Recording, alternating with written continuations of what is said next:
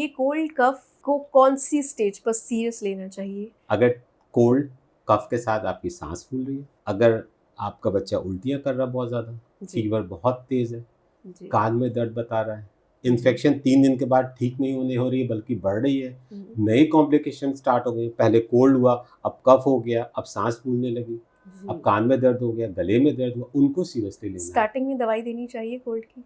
Cold की कोई दवाई नहीं होती। देयर इज़ नो जी, medicine in the world that will treat your cold, we do symptomatic treatment. जी, सो अगर मेरी कोल्ड की दवा देने से अगर आपके बच्चे का नाक बहना कम होगा, आँख की खुजली कम हो जाएगी, छींकें आना कम हो जाएगी, उसकी खराश कम होगी, हुँ, इतना ही होगा।